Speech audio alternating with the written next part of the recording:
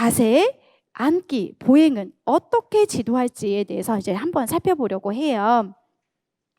선생님들이 이제 갖고 있는 도식화를 살펴보시면 되고, 문제는 지금 다 푼 거 맞거든요. 예, 그리고 해설 자료는 87쪽을 살펴보시면 될 것 같고요. 그 다음에 문제는 지금 보고 있는 페이지 안에서 57쪽 그대로 보시면 되겠습니다.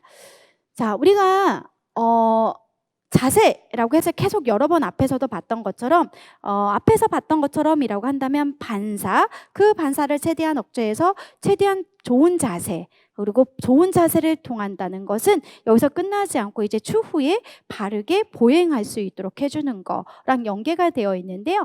일단 좋은 자세를 하기 위해서는 머리에서부터 하체까지 적절하게 자세 잡아주는 것도 배울 거고, 추후에 스스로 보행을 하면 너무 좋지만 우리 아이들은 그렇지 못할 가능성이 높다는 거죠. 그래서 필요하다면 보조기기, 또 추후에 필요하다면 워커, 추후에 이동을 위해서 필요하다면 휠체어, 이런 모든 보장구뿐만 아니라 보조기기 등등을 저희가 활용한 부분이라고 보시면 되는데요. 여기서는 뭐 매번 시험 문제가 출제가 되고 있을 만큼 너무 중요한 부분이기도 하지요. 그럼 일단 우리가 자세, 좋은 자세, 한번 좋은 자세를 취해 보실까요? 좋은 자세? 좋은 자세가 뭘까요? 뭐지라고 생각하시면 여기에 좋은 자세에 해당하는 어디 갔지? 그림이 나오는데요. 이렇게 좋은 자세를 취하는 거, 일직선. 한번 해보실까요? 힘들죠? 몇 초 안 될걸요? 1분 더 해보라고 하면 너무 힘들 거예요. 계속 얘기하지만 이렇게 좋은 자세를 취하는 것은 우리는 계속 부적절한 자세를 취한 보상운동이라고 하는 것을 지금 뭐 인정하고 싶진 않지만 어쩔 수 없잖아요. 지금 받아들이고 이제 그게 나한테는 오히려 편한 자세니까.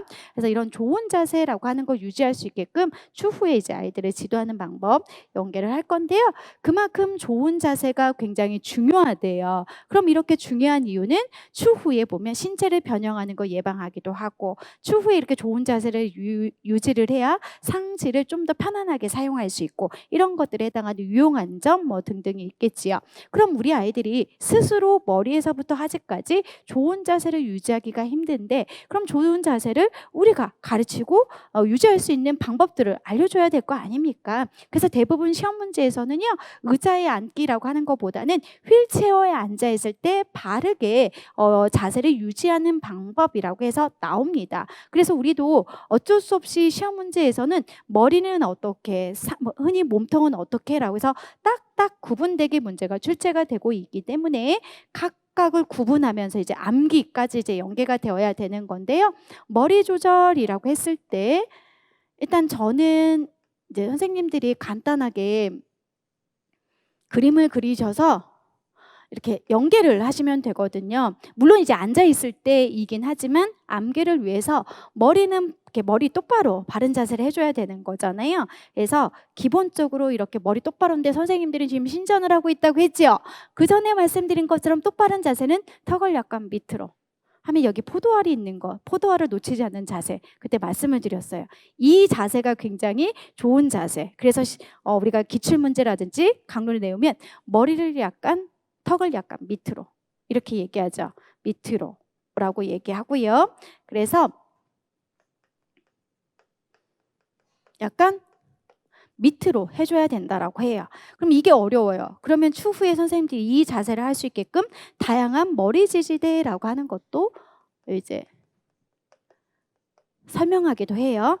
자, 그 다음에 또 있어요. 뭐 예를 들면 이제 추후에 공부를 하실 때 저희는 체크를 쭉 한번 해보겠지만, 머리 조절이 어느 정도 가능한 아이는 있대요. 그럼 머리 조절이 추후에 이제 어느 정도 가능한 아이라고 했을 때는요, 이렇게 의자 등판을 조금 더 연장시켜서 기대게끔 해주면 되는 거지. 그러니까 의자 등판을 연장해서 해준대요.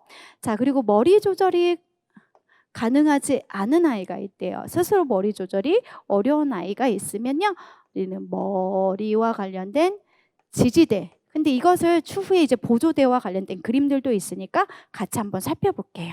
자, 그 다음에 상지가 이렇게 있지요. 상지는 대표적으로 이제 시험 문제 나왔을 때는 어깨가 나왔거든요. 물론 책에서는 더 부수적인 설명들도 있지만 양 어깨를 활짝 펴라가 아니에요. 활짝 피기보다는 약간 굴곡된 상태를 설명할 거예요. 어깨는 약간 굴곡된 걸 이제 설명할 거고요. 손이에요. 손에 있어서도 우리는 측면 또 될 수 있게끔 해주는 것도 설명하기도 하죠. 자, 여기가 이제 몸통이에요. 몸통 부분. 그러면 추후에 공부를 할 때도 몸통을 우리가 바르게 대칭적으로 바른 자세 유지해줘야 되는데요. 어떤 아이는 계속 앞으로 기우는 아이가 있고요. 어떤 아이는 계속 이렇게 옆으로 기우는 아이들도 있대요. 그래서 크게 전방 굴곡과 측방 굴곡이라고 하는 것이 나타나는 아이들이 있으면 전방 굴곡은 띠, 벨트 이런 걸 설명할 거고요. 그다음에 측방 굴곡이라고 했을 때는 우리가 좌우 여기에 몸통을 바르게 세울 수 있도록 해주는, 아니면 똑바른 자세를 할 수 있도록 해주는 좌우 지지대. 예, 아니면 그냥 선생님들이 쉽게 생각하면 내가 이렇게 앉아 있을 때 양쪽에 쿠션 넣어주는 걸로 좀 이해하셔도 되겠지요. 그리고 여기에는 단이 있어요. 단, 증력에 의해서 이 아이가 측방 굴곡이 나타나는 거라고 한다면 의자 등판을 약간 뒤로 해주는 것도 있는데, 그것도 일단 저희가 사진 자료 혹은 제가 영상을 찍었던 것 같은데 영상을 보고 한번 설명해 드리도록 할게요. 그다음에 여기 부분 이제 골반이라고 보시면 되지요.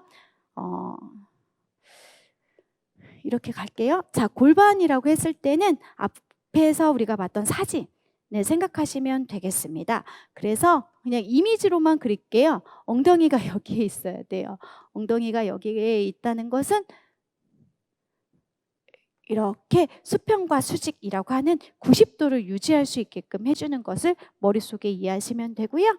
또 이제 보시면 추후에 이렇게 45도 각도의 띠, 벨트 이런 것들이 있을 거예요. 자, 그다음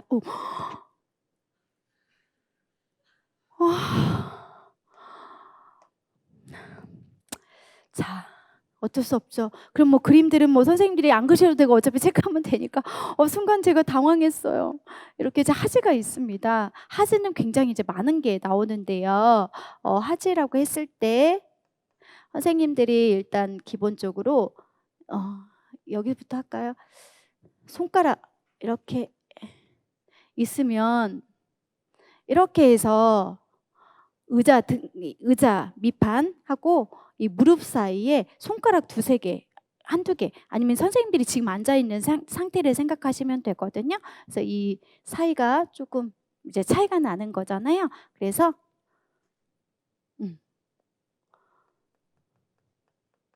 한두 개도 있고요. 그리고 양다리가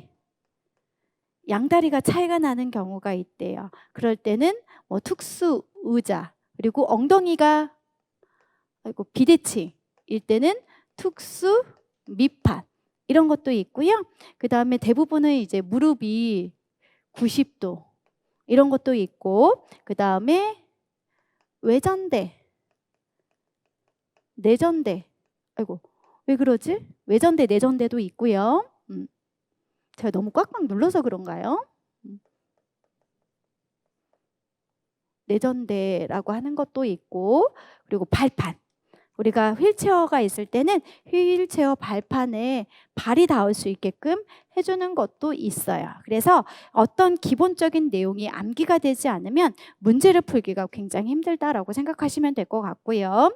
그래서 저희는 이렇게 자세와 앉기 지도라고 하는 것을 전체적으로 공부하고 나서 내성마비 유형별 자세 지도라고 하는 게 또 나와요. 그런데 실제 시험 문제 안에서는 얘네들 위주로 물어보지는 않거든요. 그러다 보니까 제가 딱 한 가지만 하고 넘어갈 거예요 라고 말했던 부분이 편마비가 나와요. 그리고 이제 선생님들은 제가 오늘 수업 다 하고 내일 아마 이제 수업이 진행이 되면 당연히 내일까지 아마 양적으로 볼 때는 할 거라고 생각이 들고, 그럴 때는 이제까지 배웠던 지체장애 아이들 편마비였을 때 이제 쭉 정리를 다 해야 되거든요. 그 중에 이제 하나가 자리 배치라고 하는 것부터 지금 나오는 거예요. 그래서 편마비 학생의 자리 배치, 그럼 추후에 이제 워커, 크러치, 또 추후에 선생님들이 일상생활에서 나오는 옷 입기, 또 혹은 그 세수하기 막 이런 것들을 다 이제 정리를 하셔야 될 것 같아요. 우리는 지금 편마비에 대해서 잠깐 언급을 해드렸지만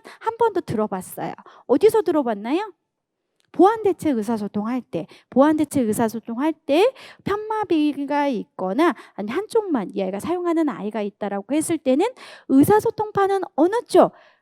우세한 쪽에 놓아줘야 된다라고 하는 건 한번 들어봤거든요. 그 머릿속에 기억하시고요. 그다음에 편마비의 자리 배치는 어떻게 해줄 건지에 대한 거 위주로 저희는 설명을 해보도록 할 거예요.